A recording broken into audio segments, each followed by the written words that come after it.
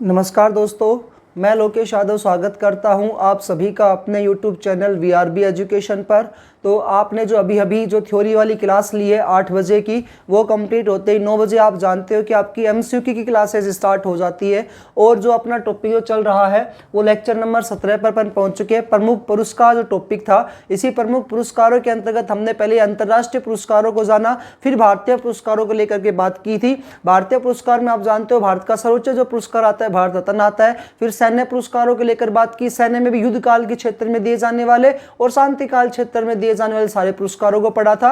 उसके बाद आता है साहित्य के पुरस्कार। तो जो अपना टॉपिक था अभी 8 बजे वाली क्लास का, वो टॉपिक था साहित्य के पुरस्कार। और साहित्य के पुरस्कारों को अपने 4 से 5 भागों में विभाजित किया है। उसमें से पहला जो टॉपिक पढ़ा है वो आपने पढ़ा है इसमें ज्ञानपीठ पुरस्कार। और दोस्तों एक ज्ञानपीठ पुरस्कारों की थ्योरी वाली क्लास कंप्लीट होते ही 9 बजे आपकी क्लास आ चुकी है MCQ की क्लास को। तो जैसा कि आप सभी का VRB एजुकेशन के साथ वादा था कि आपके लिए थ्योरी की क्लास प्लस जो MCQ की क्लास है वो भी कंटिन्यू करवाई जाएगी। MCQ की क्लास से आपको ये फायदा होता है कि आपको रिवीजन पता चलता है कि हमारा क्या अभी तक थ्योरी वाली क्लास में हमने क्या सीखा, वो गलत क्या है सही क्या है, इस प्रकार से आप इसको जान सकते हैं।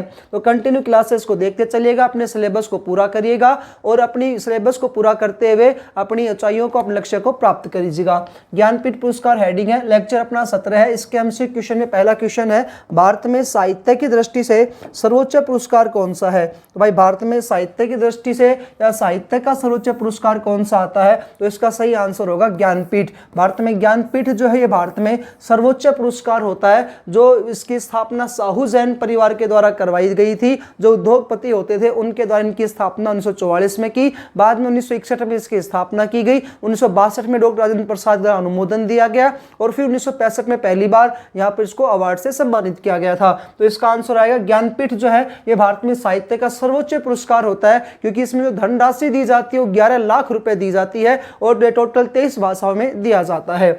उसके बाद दूसरा क्वेश्चन अपना यहाँ पर आता है, ज्ञानपीठ पुरस्कारों की स्थापना कब हुई थी। तो ज्ञानपीठ पुरस्कारों की जो स्थापना हुई थी वो आएगी 1961 में, लेकिन इसकी स्थापना करने का जो उद्देश्य था वो कब हुआ था, 1944 में हुआ था। फिर 1961 में इसकी स्थापना हुई थी, 62 में डॉक्टर राजेंद्र प्रसाद ने इसको अनुमति दी थी और पहली बार जो अवार्ड दिया गया था वो कब दिया गया था, 1965 में दिया गया था। तो ये भी आप इसको कंटिन्यू समझते चलिएगा। क्वेश्चन नंबर 3 आता है, ज्ञानपीठ पुरस्कारों में कुल कितनी धनराशि दी जाती थी।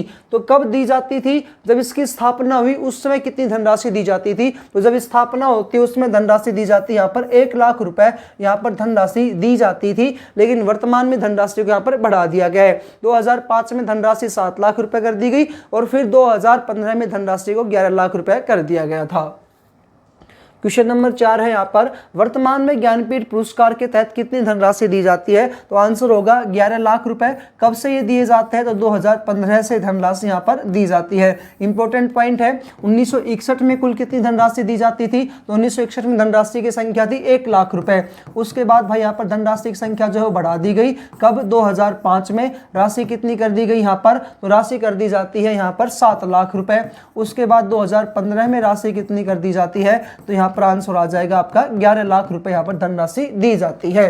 नेक्स्ट क्वेश्चन आता है, क्वेश्चन नंबर 5, ज्ञानपीठ पुरस्कार कितनी भाषाओं में दिया जाता है। तो आप जानते हो कि संविधान में भाषा का उल्लेख जो आता है वो अनुसूचियों में उल्लेख आता है और संविधान में टोटल 12 अनुसूचियां हैं और 12 में से जो 8वीं अनुसूची आती है उसमें यहाँ पर भाषा का क्या आता है, उल्लेख आता है। और जो 8वीं अनुसूची जो होती है इसमें मूल संविधान में भाषाओं की जो संख्या थी वो 14 भाषाएं थी। कितनी भाषाएं यहाँ करती थी, मूल संविधान में 14 भाषाएं थी, लेकिन इनकी संख्या आज बढ़ करके 8 बढ़ करके टोटल कितनी हो चुकी है, तो 22 हो चुकी है। तो 22 तो ये भाषा है ही है। इनके अलावा एक भाषा और आती है इंग्लिश भाषा, तो अंग्रेजी भाषा को इसमें और शामिल किया गया है। तो टोटल कितनी भाषाओं में यहाँ पर ज्ञानपीठ पुरस्कार दिया जाता है, तो उसका सही आंसर होगा 23 भाषाओं में दिया जाता है। मानक भाषाएं कितनी है, संविधान में जो मानक भाषाएं, प्रमाणित भाषाएं आती है उनकी संख्या 22 आती है। 23वीं जो अंग्रेजी बताई गई है, ये अंग्रेजी जो है ये अपनी संविधान में भाषा में इसको नहीं गिना जाता है।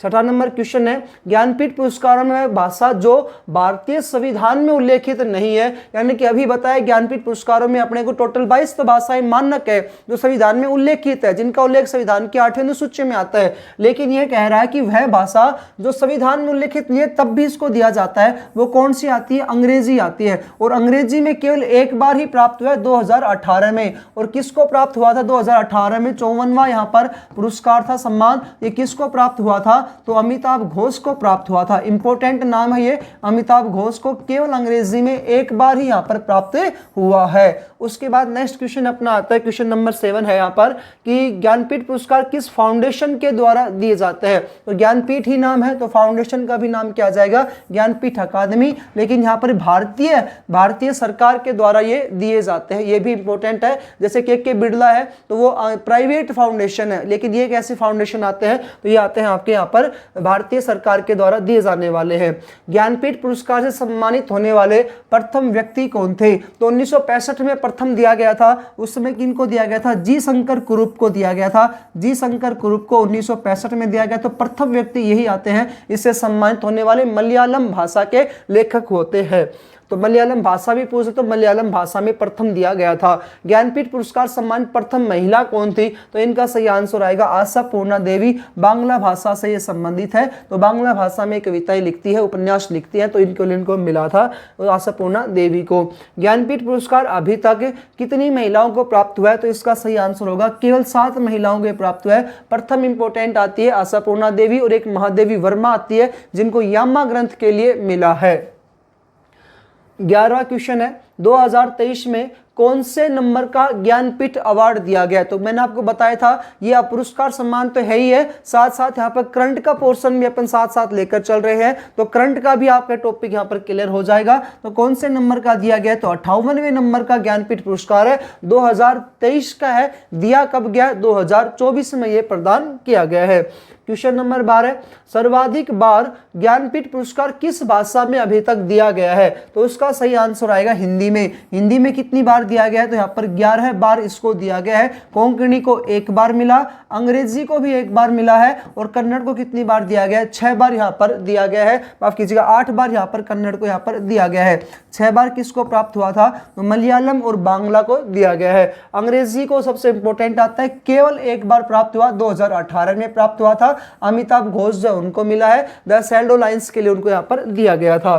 क्वेश्चन नंबर 13 आता है, साहू शांति प्रसाद जैन के द्वारा कौन से पुरस्कारों की स्थापना की गई थी? जो एक उद्योगपति हुआ करते थे, तो इन्होंने कौन से पुरस्कारों की स्थापना कर दी? ज्ञानपीठ पुरस्कार की इन्होंने यहाँ पर स्थापना की। तो इसका सही आंसर होगा ज्ञानपीठ पुरस्कार। अगला क्वेश्चन हमारे सामने है 14 नंबर का, 58वां ज्ञानपीठ पुरस्कार कब आयोजित हुआ?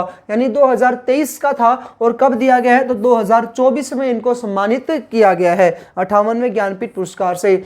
58वें ज्ञानपीठ पुरस्कार से सम्मानित कितने भारतीय हैं? यानी कि ज्ञानपीठ पुरस्कार जो सर्वोच्च ज्ञानपीठ पुरस्कार है साहित्य का, इसमें कितने लोगों को मिला है? तो इसका आंसर होगा 2 लोगों को, ए और बी दोनों को। तो गुलजार को भी मिला और आचार्य रामभद्राचार्य को भी मिला।